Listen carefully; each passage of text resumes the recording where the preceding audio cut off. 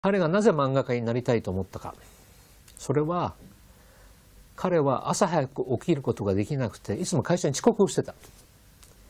で彼は京都の広告デザイン会社に行っていて、レイアウト、デザイン、イラスト、それを描いてやってて結構仕事もちゃんとできたみたい。ところが朝起きられないんで遅刻ばっかりしてて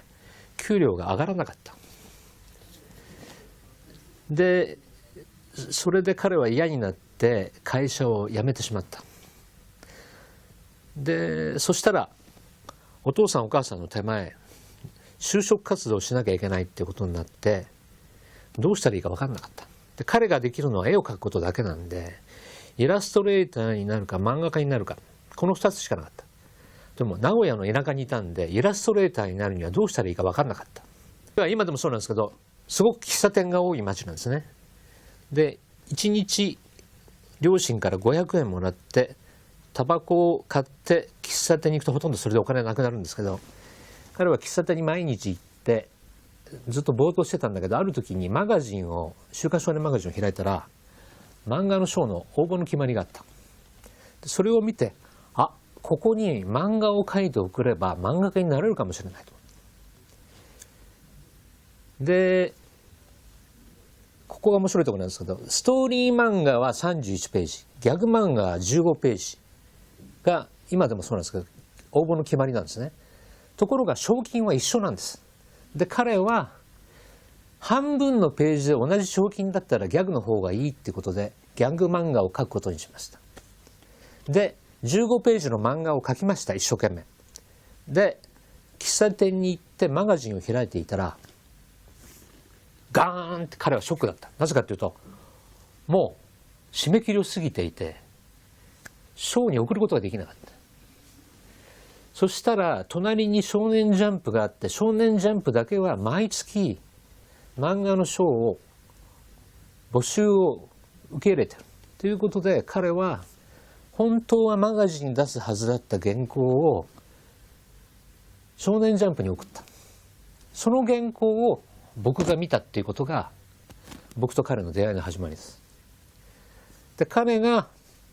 もうちょっと早く原稿を書いてマガジンに送っていたら僕らの関係とか彼の運命がどうなっていたかは分からない。ところがこの原稿がですねぶっちぎりのビリで、ほとんど反響がなかったんですね。でここから僕と彼の苦労が始まるわけです。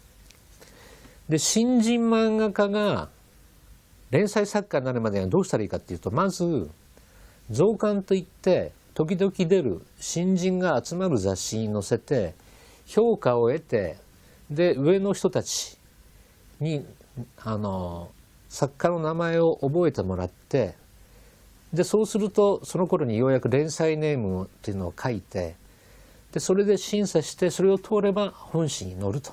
いうのが、連載に至るまでの流れなんですね。で読み切りを書いたけれどもなかなかうまくいかなかった。なぜかっていうと彼も実はさっき僕が見た原稿が生まれて初めて書いた漫画の原稿でそれまで漫画を描いたことがなかった。見よう見まねで漫画を描いてるから漫画になってなかったんですね。で僕もまだ会社に入って2年3年なんでどういうふうにしたら漫画を作れるのか特に面白い漫画を作るにはどうしたらいいかっていうのはよく分からなかった。そうこうするうちにようやく僕は編集者として漫画っていうのは結構非常に分析をしてですね漫画っていうのは小回りっていうのが大事で小回りっていうのをきちっと漫画家に教える。そうするとすごく漫画が短時間にうまくなるってことが分かった。小回りっていうのはどういうことかっていうと日本の漫画の特色なんですけどコマをどういうふうに割ってどういうふうに見せるかっていうこの動きの中でどういうふうに漫画を見せるかっていうことがものすごい日本の漫画にとって大事でこのスピード感が日本の漫画の特色なんですね。これを発明したのは手塚治虫でこれが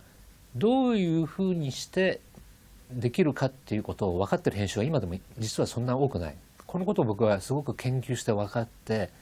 でそれを彼に教えて、彼は勘が良かったんで短期間に漫画はあっという間に上手くなって、ようやく彼が、読み切りでもそれなりの結果を持って連載ネームを書くことができるようになった時にはもう2年近く時間を過ぎていた。で彼との約束は2年だった。2年の間に彼が漫画家にならないと漫画家を辞めると。それは彼が親との約束があったから。